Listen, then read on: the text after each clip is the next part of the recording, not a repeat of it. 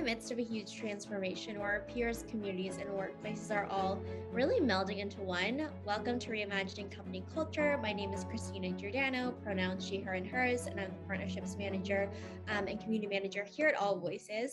Today, I'm very excited to welcome our next guest onto the interview series, Justine Boon. She is the Head of Inclusion and People Operations at Blue State. Justine, thanks so much for being here. If you want to share a little bit about yourself for our listeners, including your pronouns, and when you were younger, do you remember how you answered the question, what do you want to be when you grow up? Hi, Christina. Thank you for having me. Again, I'm Justine Boon. My pronouns are she, her, hers. And,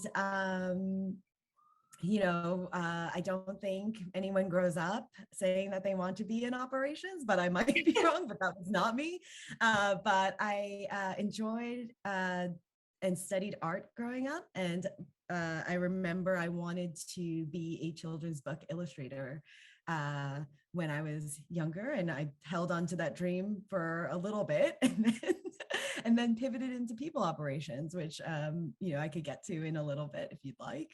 Yes, absolutely. I love that. I don't think anybody has said yet a children's book illustrator that's very specific, but I absolutely love that answer. Some creativity in there. If you fast forward to now, you're the head of inclusion and people ops at Blue State. How did your personal journey really lead you there, and specifically at an organization such as Blue State?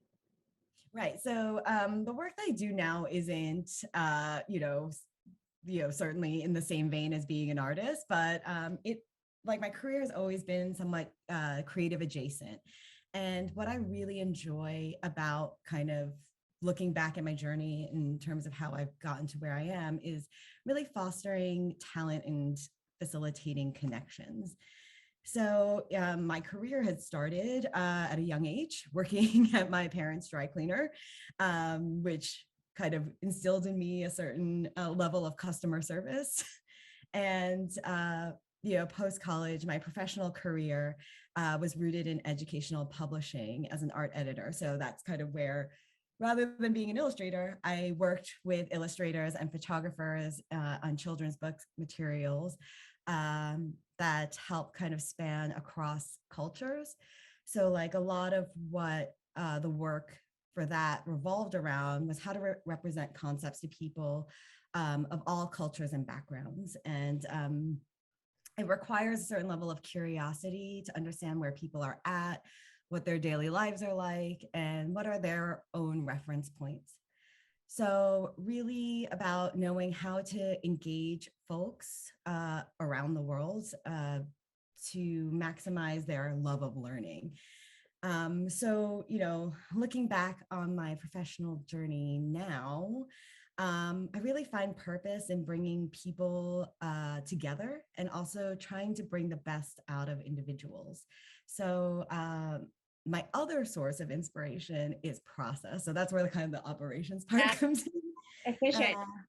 Yeah. And like, I feel like some people might find process really boring, but, I think that how you marry process with people to bring out success is kind of like what really is it for me. And so at Blue State, my first role here was as a resource manager.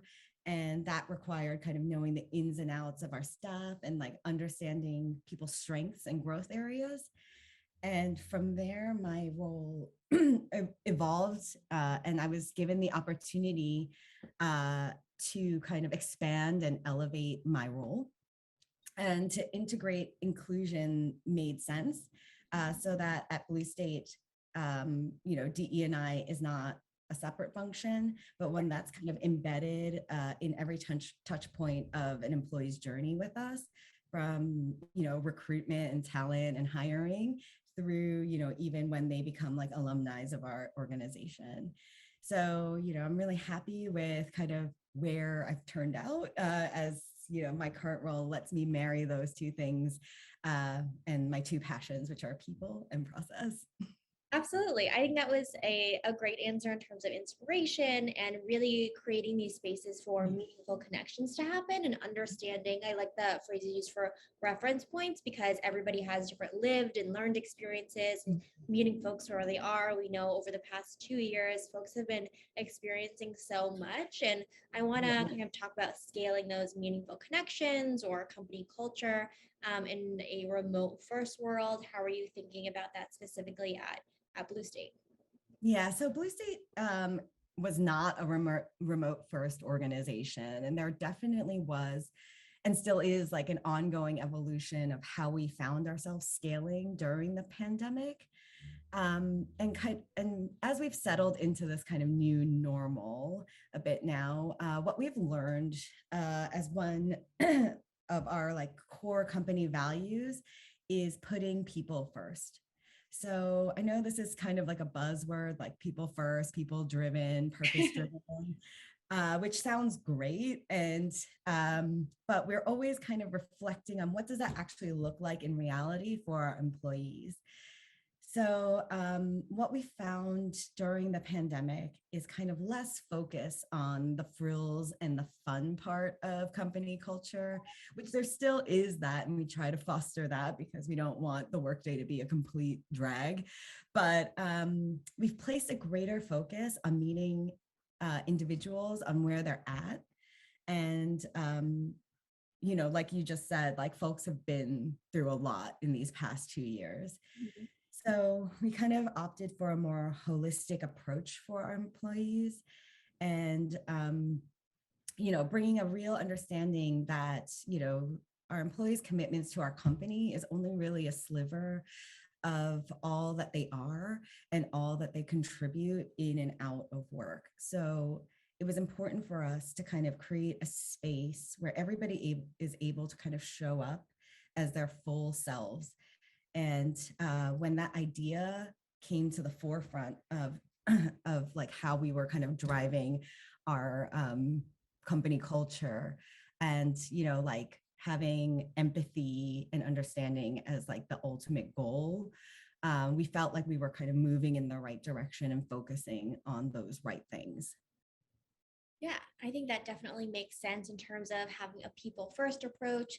People are all very different at different points of their journey as well and are going to need kind of different resources. And work it should be a fulfilling part of it, but it's not everyone's, only identifier in life. In terms of a people kind of first strategy and understanding, where people are there any kind of metrics of success that you look to really see kind of employee engagement in a remote first workplace, to understand if the strategy is working and how people are feeling? Yeah, and definitely we don't want work to be kind of the center of anyone's world, right? So, but it has taken us some time to make those adjustments in general, right? Like we're all kind of going through our own things. Sure. But I think like with the added fear of the pandemic and, as the past 2 years have showed us, like a lot of cries for racial justice, as kind of all the inequities in our own country in the US have kind of laid bare for us. It was quick to see that like our existing processes and metrics to be remote first, and also like adding, just a bunch of like happy hours wasn't gonna kind of cut it for our people. So like we've been chatting about, a lot of folks went through a lot of emotionally and physically challenging situations um, in these past 2 years. And, going back to that amplification of empathy and creating kind of avenues for people to be able to get what they need to perform at their best. But at the same time, understanding that their best in the past 2 years might not have been their kind of like ultimate optimal best self, right? So with that, we have had a bit of flexibility in measuring people's best. So like what we could do as a company was to be able to set some expectations and predictability where possible, because like in an uncertain world, it felt like coming to work and knowing what you need to do can allow some comfort and stability for folks. So with kind of that expectation setting and kind of an affirmation of process, we wanted to adjust the way we also communicated with each other, because a lot can kind of be lost in translation when it comes to communicating remotely, as I'm sure we've all found, Absolutely. just everything through Zoom. And early on, we found that, with the kind of only communication being through Slack and through Zoom, that people leaned on familiar folks to work with, and also make certain assumptions on what they think people should know. And this, as we know, impacts folks in a greater way if they are new. And we've had, a lot of new hires in the past year. I think a lot of people have had that. And on top of that, when people come from a place of difference, it could stifle their growth and lead to like an increased amount of stress, that pesky imposter syndrome coming into play as well. And just overall feelings of failure when you don't have, these like more organic touch points that you'd have when you're kind of in office together.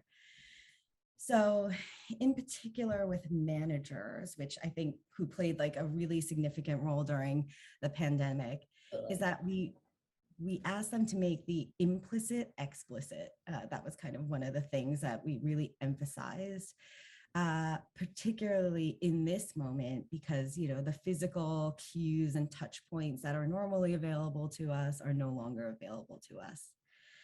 So I guess like going back to the KPIs, it's not really data so much, but if we take it as a success, if we get feedback that people feel supported, that they are able to balance their lives with their work, and they still have kind of like a clear vision of what their career path can look like at Blue State. No, I think that's incredibly helpful to understand. Also, it takes time to build processes too. So I think understanding that, and again, going back to that common theme of everybody is different. We're at different places. We have different resources as well in our kind of home and remote first world too. I know something that kind of we talked about that we really wanted to discuss what as well is kind of this sense of belonging and looking at operationalizing equity too. Can you tell us Mhm. a little bit about kind of the diversity, equity, and inclusion like program roadmap at Blue State, as well, maybe starting out with just high level goals? Yeah. So again, like a lot of things came to bear in the past 2 years. Yeah. So, we see building a kind of more equitable culture requires a shift in power in terms of like who has it and how it's used, and the culture of belonging, of that belonging kind of starts with the leadership team, and also in conjunction with hearing from our people, so that as an organization as a whole, we have like an equity driven mindset. So in this past year, we have had a 3-tier approach to how we want to start our equity work and make meaningful progress on DE&I. So, at first I mentioned the leadership level. So focusing on our leaders to be better at, to have better like cross-cultural competencies, and particularly for our executive team. And then also not only have those better competencies, but have accountability for this. So one of the things that our founder, Joe Rosebars, did at the start of the year was that he restructured our executive team to be larger and more inclusive across gender and race, as well as representing all the disciplines across Blue State. So everyone has a voice, everyone has someone at the table. So like what I like to say is like, we don't want to, people say bring more like seats to the table. I want to have a seat at the table. It's like we just want to make the table bigger. It doesn't have to remain the same size. Oh, actually making it bigger. That's incredible. Yeah. So, we focused on that. Like, so we brought all these leaders together. How are we training them up to lead a diverse workforce? And then the second thing that we did was we put some focus on training and educating our white identifying folks. So what we heard from our employees of color was that they were just exhausted, right? With like all the things going on.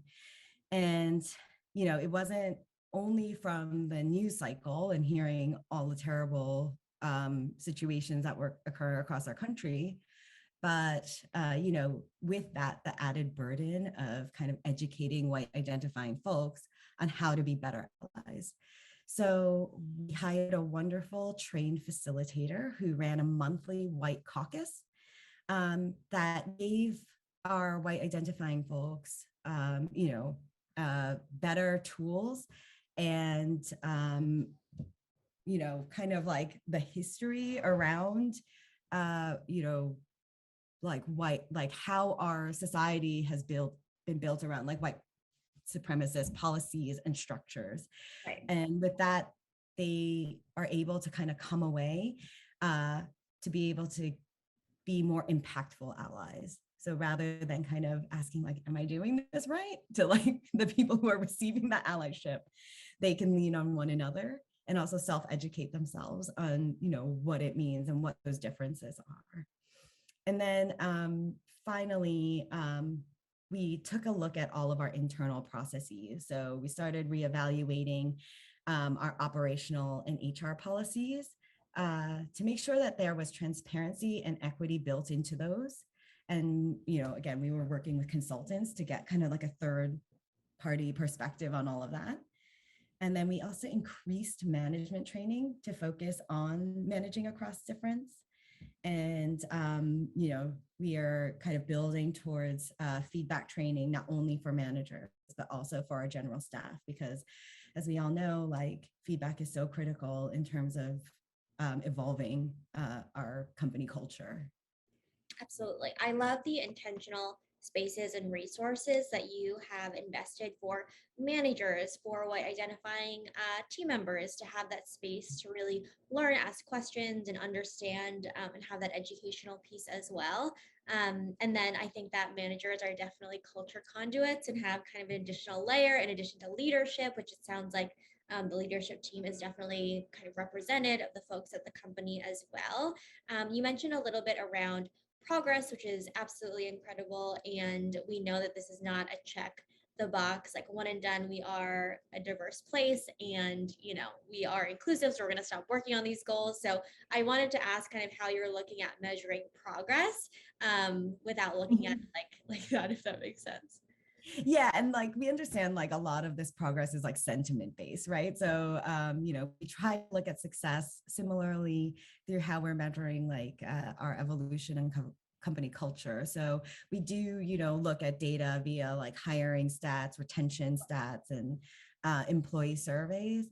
But a lot of this is through kind of less formal feedback and observations. So like, are they using the tools? Have we seen some examples of effective allyship from folks? Are people using their power positions to elevate others in ways? And we try to kind of get folks to make sure that they are raising up that feedback so that we can, like make sure that people feel confident in what they're doing, and also give that positive reinforcement, like keep doing that. That's what we need, right? And then if they're not hitting the mark so much, we want to hear about that as well, so that we could pivot and like gently correct the course there. So yeah, like we're not looking to check the boxes. And I think the work for DE&I is just never going to be done, right? So we can only just kind of build on it. So, I think one of the main things that we want to do is make sure that we are holding ourselves to our programs and that progress. Absolutely. And I definitely agree. And it's really helpful to kind of see these examples manifesting at different parts of the organization and ensuring that everybody has this equity driven mindset. Again, it's operationalized, which is really great, celebrating kind of the small and big wins and then like proceeding forward as well. You talked about this as well in terms of everybody having kind of an equity driven mindset. Are there any other kind of tangible ways that you empower folks to really kind of live that in their day to day, no matter what department they're in? Yeah, like, we do a lot of check-ins with folks, again, because everything is Zoomed, everything is scheduled. We want Sure. to make sure, I know in my role, I'm doing very consistent check-ins with leadership and managers, getting like temperature checks on how people are doing. And also, I make time to meet with new hires a few months into their stint at Blue State. So, Yeah. you know, I I say I'm like that person just like lurking in their like hiring process. So like I know who they are, they might not know who I am. But I always try to make time to meet with folks so that, we are catching anything upfront and early, because what we don't want to happen also through our hiring process is, make all these promises that we can't keep, because I think that is like one of the drivers of early kind of turnover, right? Is like, oh, I thought this place was going to be like X, but then it actually turned out to be like Y. And so we want to make sure that what they've come in to expect is what they're getting. And similarly for, our existing folks who've kind of been with us through this evolution, it's interesting to get their feedback as well, because it's like, oh, like I feel like this seminar really kind of changed my perspective on how I'm managing, or gave me some extra tools to kind of really dig into like what my report needs, where before it was just kind of more casual, less structured. So I feel like, we do a lot of kind of temperature check-ins with folks to make sure that, people are being attended to uh, kind of in this current environment. And hopefully, we can carry that forward as we hopefully can go back to office at some point. Yeah, absolutely. I think like checking in, doing the temperature checks, and really asking for feedback is really helpful, and not assuming anything, and just like understanding kind of where folks are as well. We've talked about kind of making sure that you're creating these systems and processes for inclusion and belonging, checking in with folks. And you mentioned onboarding as well. And I think there's a ton of research too around when folks feel like there's an opportunity for growth, they're more likely to thrive in what they're doing, do their best work, and also stay with the company. Can Mhm. you tell us generally a little bit about kind of inclusive pathways for growth and what that mindset is at Blue State? Yeah, so at Blue State, like I feel like this is a little bit unique. I've never been in an organization like this where, each discipline generally has two distinct pathways. And, a lot of folks think that getting to the next level means that they have to take on a management position. And the reality is not everyone should really be a manager, right? Like you No, want I people, agree. you really want people who have a deep desire on growing others to take on those positions, because it's so critical to like an employee's success and sense of belonging and forward momentum. So, we do have a management path for those folks, but we also offer expert pathways for every discipline. So these are for people who like to kind of just dig into the work and want to be leaders in that subject matter. So it takes kind of that pressure off of people saying like, okay, like my career is going to stop here because I just don't really want to manage. Um, so we want to, increase longevity at Blue State, and also, keep mining our talent for what they are. They're really talented folks. Mhm. And we also offer mobility across teams. So, I know a few folks at Blue State who have sat on a few teams, like from accounts to strategy to operations and like all around. And we like to, keep in close contact with folks again through touch check-ins and, you know, kind of larger conversations about their vision for their career at Blue State, so that we can try to position them in a way so that they can explore other teams, um, depending on where kind of their interest takes them. And then I think in terms of professional development, at Blue State, we do offer a fund for every employee to apply for professional development. So they get like a pool of money every year, and they can use this for courses, books, subscriptions, and even mentorship and coaching. Because sometimes, to get through that next level hurdle, it's not so much about knowing the work, but knowing kind of those softer skills, which might need additional mentoring and coaching. Yeah, absolutely. I think cross-functional kind of internal mobility is important, having that professional development budget, and really understanding. And I think that more people are in this mindset as well of not everybody wants to and should be a people manager, is important to acknowledge and just let people know too that they don't automatically think that this is in order to move up, I need to be able to manage a team as well. For folks Yeah. who are interested in, they were previously individual contributors and now it's their first time managing maybe one direct report or a couple of folks, what resources do you provide to really ensure that they are equipped and ready to dive in? Yeah, so what we do is our HR team works really closely with people we've identified as new managers, and they do kind of a manager training with them. But also, we try to partner folks with experienced managers so that they have someone to go to when they're in tricky situations. And the way our teams are also structured is that there's like a team lead. So that's the person who oversees the entire discipline. And then like the managers then report into this person. That person also manages folks, but so there's always multiple places where people can get resources. And we also do have like some reference materials that people can read through.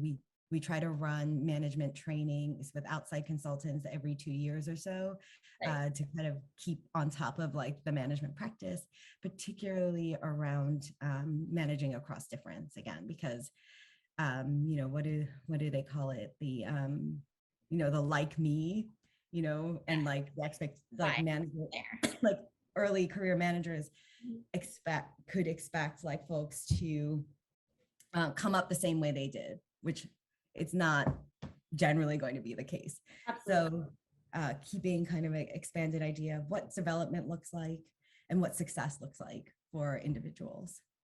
Yeah, absolutely. It's again a two-way conversation. I was having a conversation with someone the other day about that, of just like not everybody is going to grow up in the same way that you did and also receive feedback in the same way and want the same career path that you did as well. So making sure that you're checking in with folks and having that conversation with each individual person is so important, and learning that early on as a manager is really great to understand. So again, it sounds like a very intentional process. I know that we've touched on kind of feedback a lot throughout this conversation, but I don't think it could be underscored too much that it is an important piece of this puzzle. So I wanted to ask you, how do you see kind of employee feedback management as a really important tool to build this culture of trust and listening at Blue State? And how do you see it kind of manifesting outside just receiving the feedback, but also just at the company overall? Yeah, I mean, yeah, you can't talk about feedback enough. And we at Blue State certainly cannot either, because feedback is a critical part of our culture at Blue State, and so much so that it is part of our company working agreements. And we have, back in 2019, created a set of working agreements, which is a set of communication practices designed to help us navigate and begin to dismantle like the harmful white supremacy culture that shows up in an organization and at the society at large. So by rethinking the way that we meet, communicate, and collaborate, we found that this is a way to welcome kind of new possibilities for a more inclusive conversation and more creative and powerful outcomes. So I could quickly kind of go through our working agreements. Because a lot of them almost all of them, I guess, center around listening and feedback, and there's 6 of them. Yeah. So one is create space for learning and failure. So being able to use mistakes as a point to reevaluate, pivot, and engage in kind of open dialogue. And then the second one, which is my favorite one, is assume the best intent, but attend to impact. So when conflicts arise, or an individual might feel disrespected, kind of remembering that your colleagues are only human, right? And like no one's intention is to kind of harm others, right. But it is also up to that individual to engage with that outcome, right? So even if you didn't mean it, you still gotta, engage with what has occurred so that there is a kind of mutual understanding around it. The third one is make space and take space. So I like that one too. Yeah, so like we all carry the responsibility of including everyone in the conversation, and that also includes ourselves. And so like what we find is sometimes people over index on the making space part rather than the taking space part. And so, we want to balance those two things out. And then the next one is teach, don't preach. So, when explaining your point of view or, your expertise in an area, stay humble and make sure that you're bringing people along in the conversation, because no one likes to be talked at, right? Or condescended to. So, making sure that it's a learning environment. Sorry. And then the fifth one, which is very on point here, is that feedback is an offering. So in general, the summary of that one is, you can't grow if you don't know. So we should all be open to feedback and receive it constructively. And then, the last one, going to the listening part, is practice active listening. Right. So leading with respect and curiosity in a conversation with your colleagues. So, and I get like, again, during this whole like virtual office thing, it's a lot harder because you're like on your computer, there's a lot of distractions going on. So it takes a little bit more effort to like put in that active listening hat where, back in the day when you're like in a meeting room, if you're doing something else, like it's pretty obvious. So I think we want to kind of emphasize that. So like the goals of this, the rules of engagement is so that, we set a fair playing field for folks. And hopefully, and what we've seen is that it kind of breaks down the power dynamics that used to exist, so that people can have more kind of successful and productive opportunities at Blue State. I love that. I also love the phrasing of each one because it's just like it's important to have a common framework and language of what do I mean by that? What does active listening look like? Are we remembering this when we are having these conversations and showing up? I think that's really important as well, especially for new folks who are joining or just like people who just need a reminder to do that as well, to show up in the way that, we want to show up for others too. Can you share an example of like a process or initiative or strategy that changed because of like feedback that was given to leaders or the company at Blue State as well? Yeah, and I think one of the things is, going back to the working agreements, is that we actually don't use it just internally, but with our clients. So at every kickoff at a client engagement, we should be running through the working agreements so that not only do our people have that same framework, but the people that we're working with on the client side understand our values and what we want them to bring to any kind of interaction with us. And that has always been like something that when you're not in control of kind of your client relationships 100%, I feel like setting these up in advance really helps engage. And also a lot of our clients have taken this forward and being like, wow, this is like a great setup for any meeting. So it have inspired folks to kind of look at their own organization and how they're establishing kind of the rules of engagement on their end as well. So, like I feel like we try to kind of spread the culture around our working agreements across a variety of relationships that we have. And so far, I think it's been overall successful. But again, we're always looking to fine tune. So we're hoping to, part of our kind of feedback loop is, one of the pieces of feedback we get around feedback as an offering is like, that's all great, but it's really difficult for me to give honest feedback to my manager, or it's really difficult for me to give honest feedback to my my like account lead who is more senior than me. So we want to kind of bolster that working agreement with trainings around how to do that and what outlets people have, because it doesn't mean like coming in hot and like just like saying whatever you want to like people when you can, or we don't want people to feel nervous about that.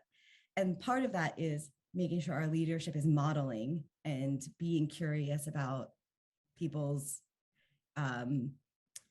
feedback and where they're at, but also giving people the tools for when they are in a certain tricky situation. Who are those people that you can go to help you unfurl those? So it doesn't always have to be a direct line of feedback to that person, but how do we work as an organization to get you where you need to go or get like a situation under control?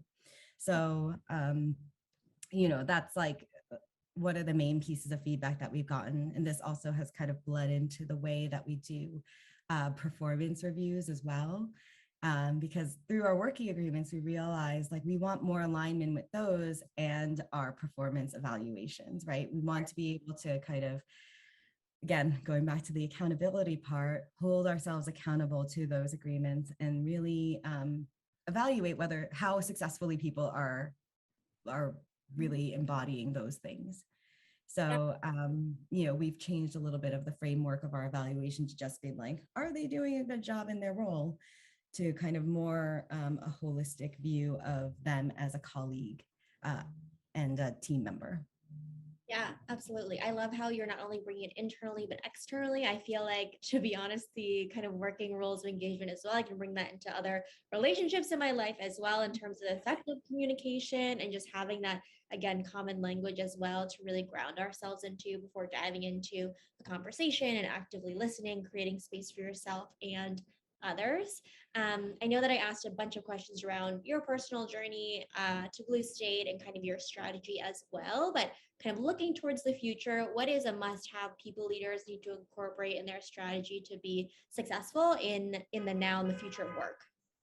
Yeah, so I mean, I think just coming off the working agreements, that's something that has been so helpful to me and my team in terms of grounding ourselves in what we do. But what I do also think is great about the way that these are structured is that it allows all of us a little bit of grace when we aren't at our best, but also still gives us that North Star to work towards. And so, I thinking about this question, I feel like, something that should be incorporated into people's strategies is, a little bit of going easy on yourself because this work is hard. Mm-hmm. And, it's at times really emotionally taxing. Yes. So building in some flexibility, particularly now, because I don't think any of us have a vision of the future that involves a pandemic. And, I think self-care is like a really overused phrase during the pandemic, but one that I still think we sometimes forget to apply to ourselves as people leaders. Because we're so busy, making sure that everyone else is okay, that, I know that in the past few months, I've done a lot of self-reflection for myself in order to like make sure that I'm at my best place so that I could be at the best place for others. So, taking all the learnings we've had from these like remarkable 2 years as a source of strength and inspiration on like how we could do better, right? Because I think a lot of people are like looking at all the things we've been through and being like, wow, there's so many ways to do things better. It's a time of great like innovation, but also like being gentle with ourselves as we move forward, right? So it's like we got all these ideas, yeah, but also like pace yourselves, I think is and like where you want these ideas to be sustainable too, and you want to get people's feedback and to be able to iterate on them. So yeah, someone once told me, show yourself grace, show others grace. So I think that's a good call to action to live by as well, especially from people leaders, where I'm hearing so many folks are saying they have this problem. We should just go to our people leaders to figure out kind of how to solve it, anything and everything. Yeah. And I think it is, just so important to keep that perspective. Yeah, absolutely. Justine, is there anything that I either didn't ask that you want to share, or maybe one to two key takeaways you want to underscore for the folks who are listening? Yeah. So like in like talking through like the journey and what like the future holds, like I think it's really important, and I remind myself of this as well, is that this journey isn't linear, right? And that's okay. And, at Blue State, we recognize that how we work together is just as important as the work we're doing for our clients who are. Absolutely. And so, and also like it's not easy to get it right the first time, Mhm. right? Because we're all kind of learning and going together. Um, so I think, what the challenge, what we challenge ourselves to do, and what we should continue to probably do is, have those tough conversations around, building this equitable and equity mindseted organization, and then commit to like the learning and the listening and the feedback. And then I think the like last key component for me is always the accountability, because we can always talk about how all of these things would be great, but once we kind of set these things in motion, how are we, holding ourselves to that standard? And what's great at Blue State is also that our employees themselves really hold us to that standard.